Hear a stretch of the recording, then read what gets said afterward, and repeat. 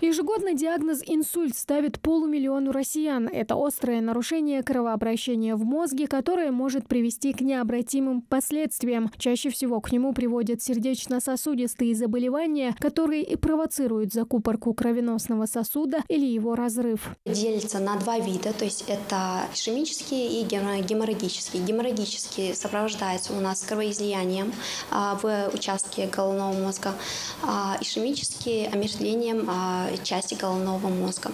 Иначе говоря, инсульт – это грозное заболевание, при котором происходит 100% инвалидизация в лучшем случае.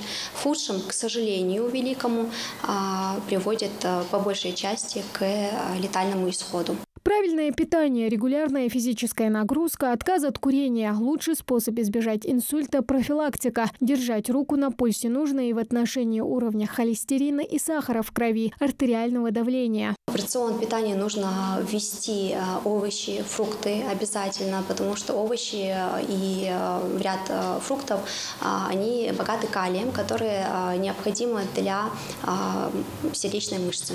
Один из самых доступных видов спорта – это ходьба. Самое малое и самое доступное, что мы можем сделать, это делать минимум 10 000 шагов в день. Врачи предостерегают, людям старше 40 лет следует внимательнее относиться к своему здоровью и ежегодно проходить медицинские осмотры. К сожалению, наш народ не любит ходить к врачам, не проходит профосмотр и диспансеризацию ежегодно. А именно профосмотр и диспансеризация выявляет на первичном звене, на первичном этапе любого заболевания. То есть при отклонении, естественно, сразу направляется на второй этап, и также у участковой сети, либо в кабинетах медпрофилактики им проводят весь перечень необходимых мероприятий для дальнейшего обследования.